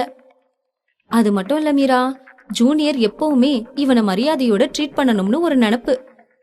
பவித்ரா ஏதோ அம்புலி மாமா கதை சொல்வது போல் மதனை பற்றி அளந்து விட்டு கொண்டிருக்க மீராவுக்கு அதை கேட்டு சிரிப்பு தான் வந்தது. தன் அருகே நின்றிருந்த ராகுலை பார்த்தாள். டேய் ராகுல், நீயே அமைதியா இருக்க, நீ எதுவும் சொல்லலையா? அதான் எல்லாத்தையும் பவித்ரா மேடமே சொல்லிட்டாங்களே. இவர்கள் நால்வரும் பேச சரியாக அந்த இடத்திற்கு மதன் வந்துவிட்டான். அவனை பார்த்ததும் பவித்ரா பேச்சை மாற்றினாள். என்ன பவித்ரா, என்ன பண்ற? Hello senior, good morning. ஆமா, இது யாரு? நியூ ஜாயினிங்கா? ஆமா சீனியர். என்ன பவித்ரா, நம்மள பத்திலாம் எதுவும் சொல்லலையா? நீங்க என்டர் ஆகும்போதே உங்க அருமை பெருமை எல்லாம் சொல்லிட்டு இருந்தேனா, அதுக்குள்ள நீங்களே வந்துட்டீங்க இல்ல ராகுல்? அடி பாவி, இவ்ளோ நேரம் அவனை கழுவி ஊத்திக்கிட்டு இருந்தா இப்ப எப்படி நடிக்கிறா பாரு. இவன் நடிப்புக்கு ஆஸ்காரே கொடுக்கலாம் போல. தன் மனதில் நினைத்து கொண்ட ராகுல் மதனை பார்த்து அசட்டுத்தனமாக சிரித்தான். என்ன பத்தி சொல்லியுமா இப்படியே இருக்கா? ஹே மீரா, சீனியரை பார்த்து விஷ் பண்ணு. பவித்ரா அவளை பார்த்து கூற அவனை ஒரு பொருட்டாக கூட மதிக்காமல் முகத்தை திருப்பிக் கொண்டாள். அவள் செய்கையை பார்த்த மதனுக்கு கோபம் வந்தது. ஏய், நான் அவ்வளோ திமிரா? அவன் கோபமாக பேசவும் மீராவிடம் எந்த ரியாக்ஷனும் இல்லை. ஏய் மீரா, ப்ராப்ளம் வேணாம், ஒரே ஒரு விஷ் மட்டும் தானே, பண்ணிடு. என்ன பேசுற? இவனுக்கு நான் ஏன் விஷ் பண்ணணும்? இவன் என்ன இந்த காலேஜ் டீனா, இல்ல பிரின்சிபாலா, இல்ல ஹெச்ஓடியா? நான் எதுக்கு விஷ் பண்ணணும்? ஓ ஓ, அவ்வளோ திமுற மேடத்துக்கு. அவன் சொல்லிக் கொண்டிருக்கும் பொழுது அவனை கூப்பிட்டுக் கொண்டே அவனுடைய நண்பன் உள்ளே வந்தான். மதன், இங்க என்னடா பண்ற? ஒன்னும் இல்ல மச்சி, ஜூனியர் பொண்ணு கொஞ்சம் ஓவரா பேசுது, அதுதான் நம்ம ஸ்டைல்ல கொஞ்சம் பேசி பார்க்கலாம்னு நினைக்கிறேன். மீரா, ப்ளீஸ், ப்ராப்ளம் வேணாம் டி. நான் மட்டும் என்ன ப்ராப்ளம் பண்ணணும்னு பேசிட்டு இருக்கேனா? உடுமச்சி, இவ எங்க போக போறா? இன்னும் 2 வருஷம் இங்க தானே இருக்க போறா, அப்ப பாத்துக்கலாம். சரி சரி, நான் சொல்ல வந்ததே மறந்துட்டேன். உன்னை ஹெச்ஓடி வர சொன்னாரு, அத சொல்லதான் வந்தேன். ஏன் இப்ப அந்த ஆளுக்கு என்னவா? என்ன கேட்டா எனக்கு எப்படா தெரியும்?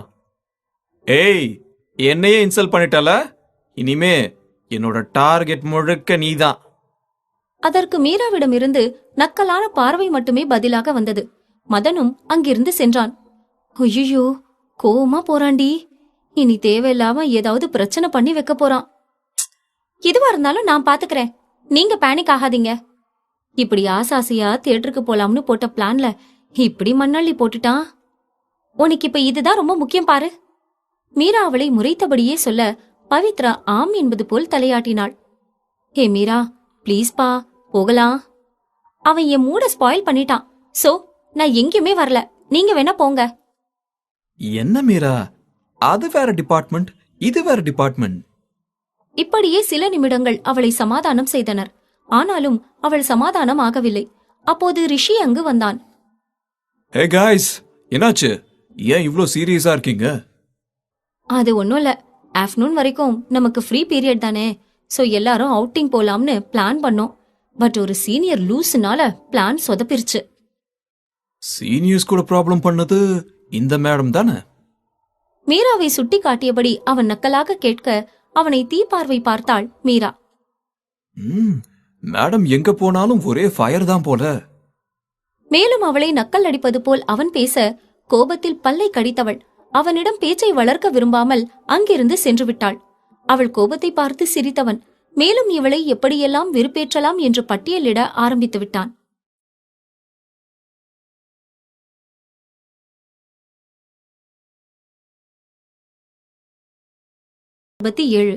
MBA student. அன்று காலேஜ் வழக்கம் போல் செயல்பட்டு கொண்டிருந்தது. Students, in the week Friday, we are planned to conduct paper presentation for first year MBA students.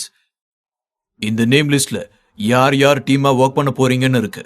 So students உங்க டீமோட ஜாயின் பண்ணி ஃப்ரைடேக்குள்ள உங்க பிரசன்டேஷனை சப்மிட் பண்ணுங்க. You can choose any title. இது உங்களோட first project, so do it well. மேலும் அந்த professor அந்த ப்ராஜெக்ட் பற்றிய விளக்கங்களை சொல்லிவிட்டு அனைவருக்கும் டீம் நேம் லிஸ்டை கொடுத்தார்.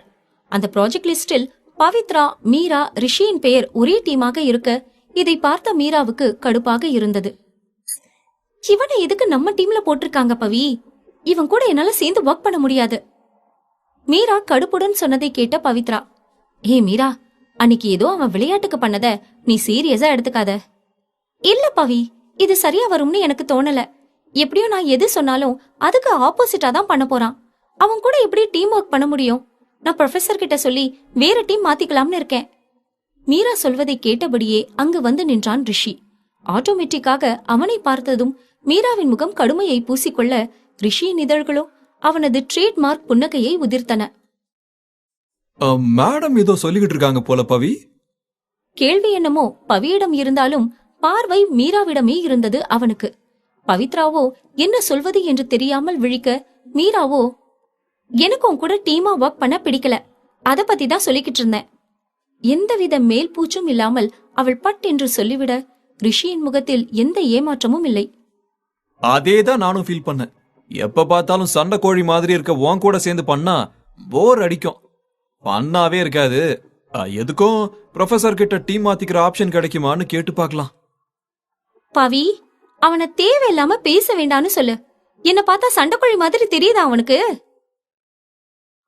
பார்த்தா தெரியல, பட் பேசினா கண்டுபிடிச்சிடலாம்னு சொல்லு பவி.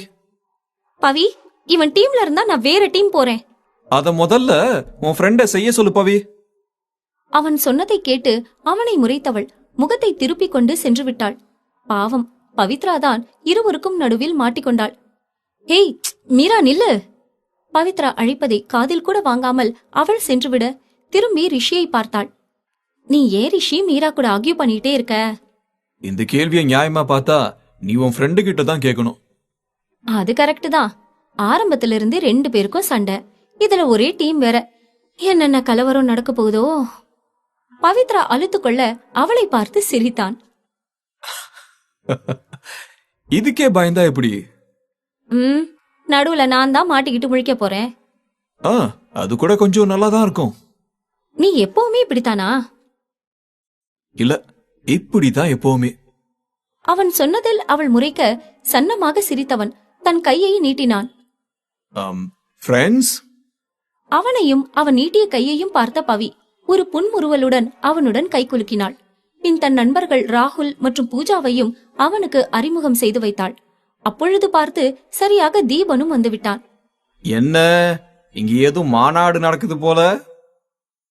ஆமா, நீ வந்து ஜாயின் பண்ணிக்கோ. ஆமா தீபன், உனக்கு எப்படி ரிஷிய தெரியும்? பவித்ரா கேட்க தீபன் ரிஷியை பார்த்தான். அதுவா, நானும் ரிஷியும் அப்ராட்ல ஒன்னா ஸ்கூல்ல படிச்சோம். அப்புறம் எங்க ஃபேமிலி இந்தியா ஷிஃப்ட் ஆனதும் யூஜி இங்க வந்து ஜாயின் பண்ணிட்டேன். இவன் யூஜி முடிச்சிட்டு 2 இயர்ஸ் கழிச்சு இப்பதான் இங்க வரான். இப்படி அவர்களுக்குள் பேசிக்கொள்ள ஒரு நட்பு வட்டம் அங்கு உதயமானது. சரி ரிஷி, மீரா வேற கோவமா போயிருக்கா, நான் போய் அவளை பாக்குறேன். பவித்ரா மீராவை தேட செல்ல சரியாக அதே நேரம் மீராவும் ஸ்டாஃப் ரூமில் இருந்து வெளியே வந்தாள். மீரா, இங்க என்ன பண்ணிக்கிட்டு இருக்க? நான் டீம் எக்ஸ்சேஞ்ச் பண்ண முடியுமான்னு சார் கிட்ட கேட்க வந்தேன். என்று முகத்தை வைத்துக் கொண்டு சொன்னாள். சார் என்ன சொன்னாரு? டீம் ஒர்க் பண்ண கத்துக்கணும்னு தான் பிரசன்டேஷன் அசைன் பண்றாங்களாம். டீமை மாத்த முடியாதுன்னு சொல்லிட்டாங்க. ச்சே! அது கேட்ட பிறகுதான் பவித்ராவிற்கு அப்பாடா என்று இருந்தது. இருந்தும் அதை மீரா முன் காட்டிக்கொள்ள விரும்பாதது போல் பேசினாள். அச்சச்சோ, இப்ப என்ன மீரா பண்றது? பேசாம அந்த ரிஷி நம்ம டீம்லயே இருக்கட்டும். அவன் உன்கிட்ட பிரச்சனை பண்ணாம நான் பாத்துக்கிறேன். அப்பொழுது அவள் கிளாஸ்மேட் ஒருத்தி அங்கு வந்தாள். ஏய் பாவி, புதுசா வந்த ரிஷி கூட நல்ல ஃப்ரெண்ட் ஆயிட்ட போல. அப்படியே அவன்கிட்ட எங்களையும் கொஞ்சம் இன்ட்ரடியூஸ் பண்ணி வை. அதெல்லாம் அப்புறமா பாத்துக்கலாம், இப்ப நீ போ. திரும்பி மீராவை பார்க்க மீரா அவளை ஏற இறங்க பார்த்தாள். இப்ப எதுக்கு நீ இவ்வளவு பாசமா என்ன பாக்குற? நான் வந்ததுக்கு அப்புறம் என்ன சீன் நடந்திருக்கும்னு எனக்கு நல்லாவே புரியுது. அவள் சொன்னதை கேட்டு அசட்டு சிரிப்பை சிரித்தவள் சமாளிக்கும் விதமாக பேசினாள். ஐயோ மீரா, அது நான் ரிஷி கிட்ட இனிமே உன்கிட்ட வம்பு பண்ண கூடாதுன்னு தான் சொல்லிட்டு இருந்தேன் மீரா. அவனும் இனிமே அப்படி பண்ண மாட்டேன்னு சொல்லியிருக்கான். அதனால நீ ஒன்னும் வரி பண்ணிக்க வேண்டாம். ஓஹோ, பாக்கலாம். இருவரும் மீண்டும் கிளாஸுக்கு திரும்ப அங்கு குழுக்களாக பிரிந்து பிரசன்டேஷனை பற்றி டிஸ்கஸ் செய்து கொண்டிருந்தார்கள். அங்கே டெஸ்கில் ட்ரம்ஸ் வாசித்தபடியே இவர்களுக்காக காத்து கொண்டிருந்தான் ரிஷி. முகத்தை என்று வைத்துக்கொண்டு மீரா அமர அவனை பார்த்து சிரித்தபடியே பவித்ரா அமர்ந்து கொண்டாள். ஓகே, நம்ம பிரசன்டேஷனுக்கு என்ன டாபிக் சூஸ் பண்ணலாம்? ரிஷி கேட்க பவித்ரா ஒரு நிமிடம் யோசித்தவள் மீராவை திரும்பி பார்த்தாள். உனக்கு ஏதாவது ஐடியா இருக்கா Meera? Marketing through digital platform. இப்ப இருக்கிற கரண்ட் ஜெனரேஷனுக்கு இது யூஸ்ஃபுல்லான இன்ஃபர்மேஷனா இருக்கும். ஓகே மீரா, இதுவே நல்லா இருக்கு. டேட்டாஸ் கலெக்ட் பண்ணிட்டு பிபிடி ரெடி பண்ணிக்கலாம். பவித்ரா சொல்ல அதை பலமாக மறுத்தான் ரிஷி. நோ, இந்த டாபிக் ரொம்ப நார்மலா இருக்கு. எனக்கு தெரிஞ்சு நம்ம கிளாஸ்ல பாதி பேர் இந்த டாபிக் தான் சூஸ் பண்ணுவாங்கன்னு நினைக்கிறேன். அவன் யதார்த்தமாக சொல்ல அவன் வேண்டும் என்றே தன்னை டீஸ் செய்வதாக நினைத்து கொண்டாள் மீரா. இந்த டாபிக் ரொம்ப நார்மலா இருக்குன்னா சாரையே ஒரு நல்ல டாபிக்கா சொல்லு பவி. நமக்கு தான் எல்லாம் தெரியும்னு நினைச்சுக்க வேண்டாம்னு சொல்லு பவி. ஆக்சுவலி அந்த ஸ்டேட்மெண்ட் அவருக்கு தான் பொருந்தும். இப்படியே இருவரும் மாறி மாறி பேச நடுவில் அமர்ந்திருந்த பவித்ரா தலையில் கை வைத்துக் கொண்டாள். சிறிது நேரம் பொறுத்து பார்த்தவளுக்கு அதற்கு மேல் முடியவில்லை. இருவரையும் பொதுவாக பார்த்து கத்தினாள். கொஞ்ச நேரம் 2 பேரும் அமைதியா இருக்கீங்களா? இந்த சின்ன வயசுலயே எனக்கு காது அவுட் ஆயிடும் போல. அவள் கத்திய பிறகே இருவரும் தங்கள் சண்டையை நிறுத்தினார்கள். 2 பேரும் இப்படியே சண்டை போட்டுட்டு இருந்தா அப்புறம் நான் இந்த டீமை விட்டு போயிடுவேன். அப்புறம் நடுவுல உருட்டி விளையாடுறதுக்கு ஆள் இல்லாம நீங்க தான் கஷ்டப்படுவீங்க. அவள் சொல்வதை கேட்டு ரிஷி மற்றும் மீரா இருவரும் சற்று நேரம் அமைதியாக இருந்தனர். பின் மெல்ல பவித்ரா பேச்சை ஆரம்பித்தாள். ரிஷி, என்ன டாபிக் சூஸ் பண்ணலாம்னு idea? Data privacy and security topic choose பண்ணலாம். எப்பயும் வழக்கம் போல பிபிடி போட்டு அறுத்து கொட்டாம இந்த டாபிக்ல நம்மளால சில விஷயங்களை லைவா செஞ்சு காமிக்க முடியும்.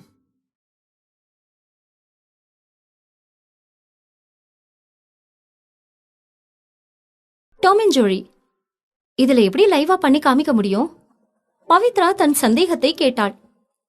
இப்ப கரண்ட் ஜெனரேஷன்ல இருக்கிற மிகப்பெரிய ப்ராப்ளமே சைபர் கிரைம் தான். நமக்கே தெரியாம நம்ம டேட்டாவை கலெக்ட் பண்ணி ஹேக் பண்ணிடுறாங்க. ஸோ எப்படி இந்த மாதிரி டேட்டா கலெக்ட் பண்றாங்கன்னு நம்ம சின்ன எக்ஸாம்பிள் மட்டும் செஞ்சு காமிச்சா போதும்.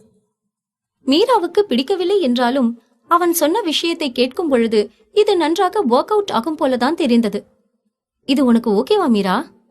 பவித்ரா கேட்க அவள் என்ன சொல்ல போகிறாள் என்று ரிஷியும் அவள் முகத்தையே பார்த்தான். எனக்கு ஓகேதான். இதுல என்னோட பார்ட் எதுன்னு மட்டும் கேட்டு சொல்லு. இதோ உன் முன்னாடி தானே உட்கார்ந்திருக்கான், நீயே கேளு. இதுக்கு நடுவுல நான் வேற தூதா? மீரா அவளை முறைத்தாள். ரிஷிகோ அவளை பார்க்கவே சிரிப்பாக இருந்தது. சரி சரி, முறைக்காத. ஏ ரிஷி, இதுல நாங்க என்ன பண்றது? ஒர்க் டிவைட் பண்ணிக்கலாம். ரிஷி யார் யாருக்கு என்னென்ன வேலை என்று பிரித்து கொடுத்தான். இந்த பிரசன்டேஷனுக்கு சில டூல்ஸ் அண்ட் எக்யூப்மெண்ட்ஸ் வாங்க வேண்டியதா இருக்கும். நாளைக்கு சண்டே தானே, போய் பர்ச்சேஸ் பண்ணிட்டு மண்டேல இருந்து ஒர்க்கை ஸ்டார்ட் பண்ணிடலாம். Okay done. நாளைக்கு நீ அங்க ரீச் ஆயிட்டு லொகேஷனை ஷேர் பண்ணு. நாங்க 2 பேரும் வந்துடுறோம். உங்களுக்கு ஓகேனா உங்க 2 பேரையும் நானே பிக்கப் பண்ணிக்கிறேன்.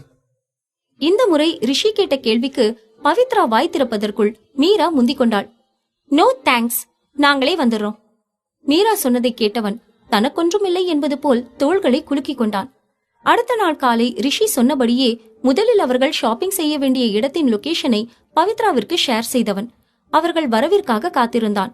அனைத்து விதமான கடைகளும் இருக்கும் ஷாப்பிங் காம்ப்ளெக்ஸ் அது. அவன் லொகேஷன் ஷேர் செய்து அரை மணி நேரத்தில் பவித்ராவை அழைத்துக் கொண்டு மீரா தன் மெர்சிடிஸ் காரில் வந்து இறங்கினாள். ஷாப்பிங் காம்ப்ளெக்ஸின் வாசலிலேயே ரிஷி காத்திருந்தான். Blue colour stripe T-shirt, black colour jean pant, கண்களுக்கு கூலர் அணிந்திருந்தவனை பார்த்த பவித்ரா மெல்ல மீராவின் காதில் கிசுகிசுத்தாள்.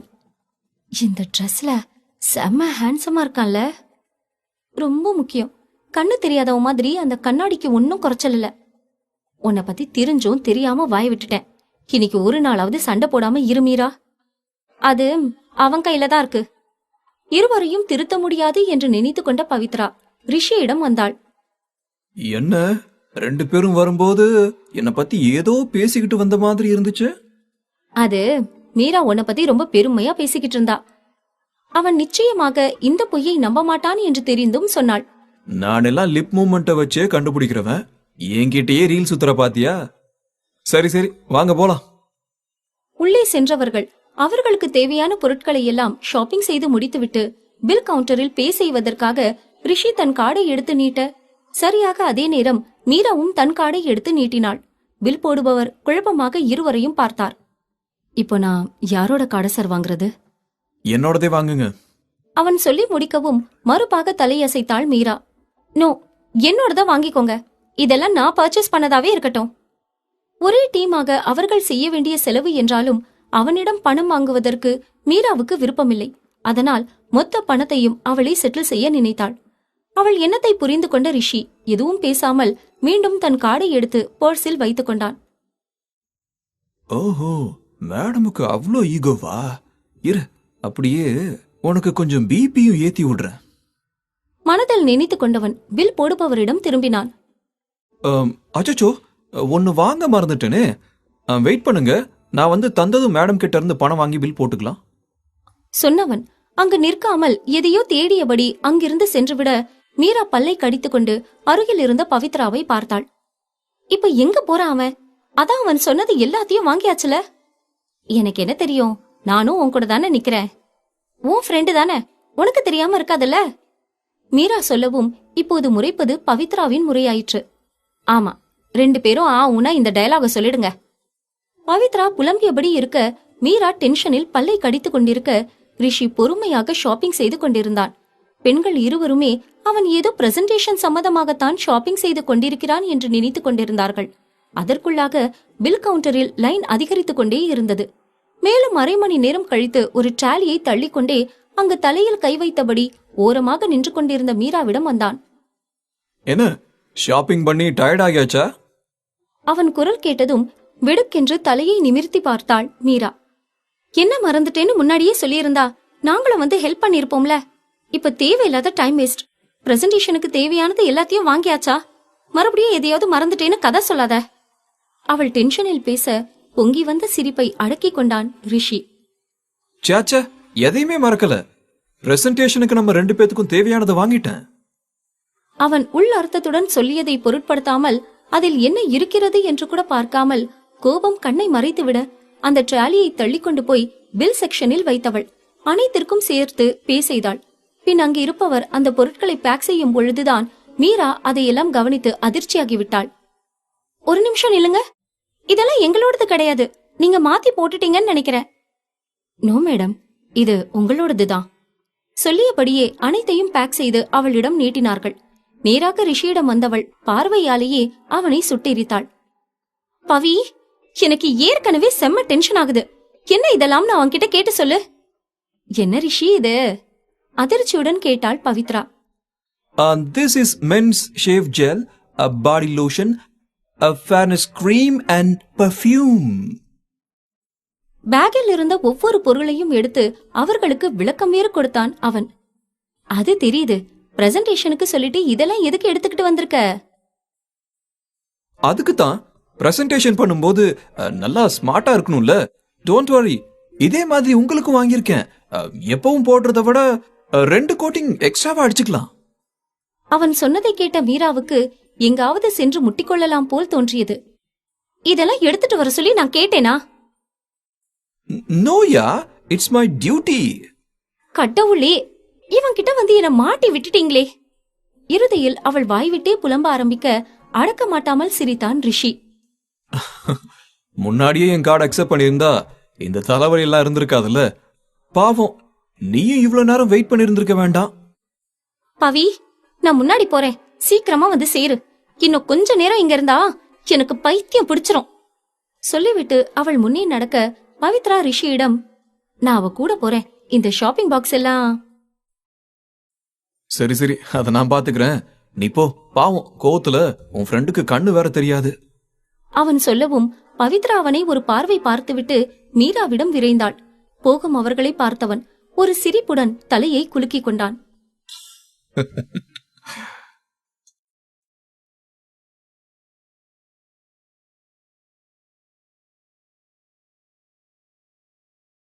He is my son. அதே நேரம் இங்கு கௌதமின் ஆபீஸில் இந்த 4 ஆண்டுகளில் கௌதமுக்கு இப்பொழுதுதான் ரேணுவை பற்றி தெரிந்து கொள்ள வேண்டும் என்கிற ஆர்வம் எழுந்தது. எனவே அவன் இத்தனை நாட்களாக ரேணு எங்கிருந்தாள், என்ன செய்து கொண்டிருந்தாள் என்பதை விசாரிக்கும்படி ஒருவனிடம் தெரிவித்திருந்தான். என்னதான் கௌதம் அவனுடைய வேலையில் கவனம் செலுத்தலாம் என்று நினைத்தாலும் அவன் மனதில் பல கேள்விகள் ஓடிக்கொண்டிருந்தது. தன் போனை எடுத்தவன் யாருக்கோ அழைத்தான். என்னாச்சு? இன்ஃபர்மேஷன் கிடைச்சதா இல்லையா? மறுமுனையில் இருந்த ஆண், கிடைச்சது, ஆனா பெருசா கிடைக்கல. இந்த 4 வருஷம் ரேணு டெல்லியில தான் இருந்திருக்கா. அதுவும் அந்த மெஹதா வீட்டுல தான் இருந்திருக்கா. அப்ப அந்த சின்ன பையன், அந்த பையனை பத்தி எந்த இன்ஃபர்மேஷனும் பெருசா கிடைக்கல. ஆனா ஒரு விஷயம் மட்டும் கன்ஃபார்மா சொல்ல முடியும், அந்த பையன் நிச்சயமா உன்னோட பையன்தான். எதை வச்சு சொல்ற? ரேணு இங்க சென்னையில இருந்து டெல்லி போகும்போது 2 டிக்கெட் புக் பண்ணி ஃபிளைட்ல போயிருக்காங்க. அது மட்டும் இல்ல, சென்னையில இருக்க ஏதோ ஒரு சின்ன ஹாஸ்பிட்டல்ல தான் ரேணுவோட டெலிவரி நடந்திருக்கு. அந்த ஹாஸ்பிட்டல்ல இருக்கிறவங்களையும் நான் கண்டுபிடிச்சு விசாரிச்சேன். ஆனா யாருமே ரேணுவை பத்தி எந்த இன்ஃபர்மேஷனும் சொல்லல. பட் ஒருத்தருக்கு மட்டும் ரேணுவை தெரிஞ்சிருந்தது. அவங்க தான் சொன்னாங்க. ஆனா அவங்களுக்குமே ரேணுவுக்கு பிறந்தது என்ன குழந்தைன்னு தெரியல. அவங்க வர்றதுக்குள்ள ரேணு அங்க இருந்து கிளம்பிட்டாங்கன்னு சொன்னாங்க. அவன் சொல்ல சொல்ல தான் பிடித்திருந்த போனை இறுக்கமாக பிடித்தான் கௌதம். அபி தன்னுடைய மகன்தான் என்று அவன் மனம் முழுமையாய் ஏற்றுக்கொண்டது. ஆனால் அபியை பற்றி தன்னிடம் மறைத்த அவள் மீது அவனுக்கு இன்னும் கோபம்தான் அதிகரித்தது. எனக்கு இன்னொரு விஷயம் தெரியணும். அது என்னன்னா, என்கிட்ட அவன் இங்க ஏதோ செக்கப்புக்காக அந்த ஹாஸ்பிட்டலுக்கு வந்திருக்கிறதா சொல்லியிருந்தான். அது ஏன்னு எனக்கு தெரியணும். அதை கண்டுபிடிக்கிறது ரொம்ப ஈஸி. ஏன்னா எனக்கு தெரிஞ்ச அது விஜயோட ஹாஸ்பிட்டல் தான். நீ டைரக்டா விஜய் கிட்டே கேட்டு தெரிஞ்சுக்கலாம். அது எனக்கு தெரியாது பாரு. விஜய்க்கு இந்த விஷயம் முன்னாடியே தெரிஞ்சிருந்தா அவன் கிட்ட சொல்லியிருப்பான். ஒருவேளை அப்படியே தெரிஞ்சு சொல்லாம இருக்கானா, நிச்சயமா நான் இப்ப கேட்டாலும் சொல்ல மாட்டான். அவன்கிட்ட கேட்கறது வேஸ்ட். அதனால தான் நான் உன்னையே கண்டுபிடிக்க சொல்றேன். சரி, நான் என்னன்னு பார்த்துட்டு உனக்கு திரும்பவும் கூப்பிடுறேன். மறுமுனையில் அப்படி ஒரு பதில் வர அதன் பிறகு காலை துண்டித்து விட்டான் கௌதம். இத்தனை ஆண்டுகளில் அவளை பார்க்காத வரை அவனுக்கு எதுவும் தோன்றவில்லை. ஆனால் என்று ரேணுவை பார்த்தானோ அந்த நிமிடத்திலிருந்து மீண்டும் அவனின் மனம் அவளையே சுற்ற ஆரம்பித்தது. ரேணுவை மறக்க வேண்டும் என்று மீண்டும் தன்னுடைய வேலைகளில் தன்னை மூழ்கடித்துக் கொண்டான். ஆனால் ஒரு சில நிமிடங்கள் கூட அவனால் தாக்குப்பிடிக்க முடியவில்லை. கோபத்தில் அவன் டைப் செய்து கொண்டிருந்த லேப்டாப்பை சட்டென்று மூடி வைத்தான். இங்கே கணேஷின் வீட்டில் ஹாலில் அமர்ந்திருந்தாள் ரேணு. அவளின் எண்ணம் கௌதமை பார்த்த அந்த நினைவில்தான் இன்னும் உழன்று கொண்டிருந்தது. இதை கணேஷும் கவனித்தார். என்னாச்சுமா ரேணு? அவள் பதில் சொல்லாமல் அப்படியே அமர்ந்திருக்க பெண் அவளின் தோளை தொட்டு உலுக்கினார். ரேணு, உன்கிட்ட தான் கேக்குறேன், என்னம்மா ஆச்சு? அது அங்கிள், ஒன்னும் இல்ல. உன்னோட முகம் பார்க்கவே சரியில்லையே. அபிய ஹாஸ்பிட்டலுக்கு கூட்டிட்டு போயிட்டு வந்ததுல இருந்து எதையோ உன்னை பத்தி நீ யோசிச்சுக்கிட்டே இருக்க. ஒன்னும் இல்ல அங்கிள், சொன்னவள் எழுந்து அவளுடைய அறைக்கு சென்று விட்டாள். அங்கு அபி எப்பொழுதும் போல் அவனுடைய டாயை வைத்து விளையாடிக் கொண்டிருக்க தன் மகனை பார்த்தபடியே கட்டிலில் வந்து அமர்ந்தாள். அந்நேரம் ரேணுவின் போன் சினுங்கியது. யார் என்று எடுத்து பார்க்க அழைத்தது ஆதிராதான். அவள் எதை பற்றி கேட்பாள் என்று ரேணுவுக்கு நன்றாக தெரியும். எனவே அவள் காலை அட்டென்ட் செய்யவில்லை. மீண்டும் மீண்டும் ஆதிராவிடமிருந்து அழைப்பு வந்து கொண்டே இருந்தது. ஒரு கட்டத்தில் அவள் கோபத்தில் போனை சைலண்டில் போட்டுவிட்டாள். என்ன இவங்க காலை கட் பண்ணிட்டாங்க? என்னாச்சு? அக்கா போன் எடுக்கல, கால் கட் பண்றாங்க. இவர்கள் பேசிக் கொண்டிருக்கும் போதே ஆதிராவின் போனுக்கு ஒரு நோட்டிபிகேஷன் சத்தம் வந்தது. அபி கிடைச்சிட்டான். அபி இப்போ என் கூட தான் இருக்கான். இத பத்தி தான் நீ கேட்க கூப்பிட்டு இருந்தனா, இதுதான் பதில் என்று ஒரு குறுஞ்செய்தி அவளுக்கு வந்திருந்தது. அபி கிடைச்சிட்டான் விஜய். Thank God. எங்க இருந்தா? அது தெரியல, ஆனா அபி கிடைச்சிட்டான். ரேணு அக்கா மெசேஜ் பண்ணிருக்காங்க. அத சொல்றதுக்கு கூட கஷ்டமா இருக்குல்ல? விஜய் விடுங்க, இங்க வந்துதான் அபி காணாம போனான்னு அக்கா நம்ம மேல கோவமா இருக்கலாம். அவள் அப்படி சொல்ல விஜயும் அதற்கு மேல் அவளிடம் பெரிதாய் எதுவும் கேட்டுக்கொள்ளவில்லை. ரேணு அபியை பார்த்தாள். அவனும் எந்த ஒரு கவலையும் இன்றி அவன் உலகில் விளையாடிக் கொண்டிருக்க, அபி, எஸ் மம்மே, இங்க வா அபி. அவனும் கையில் வைத்திருந்த பொம்மையுடன் எழுந்து மெத்தையின் மீது ஏறி ரேணுவின் பக்கத்தில் வந்து நின்றான். நீ ஒருத்தரை பார்த்தல? நான் நிறைய பேரை பாக்குறேன் மம்மி. நீங்க யார சொல்றீங்க? ஹாஸ்பிட்டல்ல இருந்து. நீ எப்படி அங்க போன அபி? ஓ, நீங்க பிக் மேனை பத்தி கேக்குறீங்களா? அவரை நான் இதுக்கு முன்னாடியே ஒரு தடவை பார்த்திருக்கேன் மம்மி. அவன் சொல்வது அவளுக்கு மேலும் ஆச்சரியமாகத்தான் இருந்தது. என்ன சொல்ற? எப்ப பார்த்த? ஒரு 2-3 நாளைக்கு முன்னாடி ஸ்கூல்ல முடிச்சிட்டு வரும்போது நான் அவரை பார்த்திருக்கேன். மறுபடியும் அவரை நான் ஹாஸ்பிட்டல்ல பார்த்தேன். ஏதோ சொல்ல வந்தவனின் வாய் ஒரு நொடி மௌனம் காத்தது. தன்னை அறியாமலேயே தன் அம்மாவிடம் அனைத்தையும் சொல்லிக் கொண்டிருப்பது அவனுக்கு புரிய வர அப்படியே மௌனமாகிவிட்டான். அப்ப நீ மம்மி கிட்ட பொய் சொல்றியா அபி? இல்ல மம்மி. அப்புறம் ஏன் இத பத்தி என்கிட்ட நீ சொல்லவே இல்ல? தன் மகனை அவள் அதட்டலுடன் கேட்க முதல் முறையாக தன் அம்மா தன்னிடம் இப்படி கோபமாக பேசியதில் ஒரு நொடி அபிக்கு உடல் நடுங்கியது. Sorry mummy. நீ கேட்டா நான் எதையாவது வாங்கி தராம இருக்கிறேனா அபி? இல்ல. அப்புறம் ஏன் இப்படி பண்ற? உனக்கு காணும்னு நான் எவ்வளவு பயந்துட்டேன் தெரியுமா? ஆனா நீ... ஏதோ சொல்ல வந்தவளுக்கு தன் மகனை இதற்கு மேல் திட்ட மனம் வரவில்லை. தனக்குள்ளேயே தன்னுடைய ஆதங்கத்தை கட்டுப்படுத்திக் கொண்டவள் வேறு பக்கமாக முகம் திருப்பி அமர்ந்தாள். மம்மி, சாரி, அடுத்த தடவை இப்படி நடக்காது. அப்பொழுதும் அவள் பிடி கொடுக்கவில்லை. அந்த பிஞ்சு குழந்தையின் தொடுதலை தட்டிவிட்டாள். அம்மி, என் மேல கோவமா இருந்தா என்ன வேணா அடிச்சுக்கோங்க. நான் பண்ணது தப்புதான். ஆனா என்னோட பிரின்சஸ் என்கிட்ட பேசாம இருந்தா எனக்கு கஷ்டமா இருக்கு. சொன்னவன் ரேணுவின் கழுத்தோடு கட்டிக்கொள்ள ஒரு கட்டத்திற்கு மேல் ரேணுவாலும் அவன் மீது கோபத்தை இழுத்து பிடிக்க முடியவில்லை. மனம் அப்படியே கரைந்து போனது.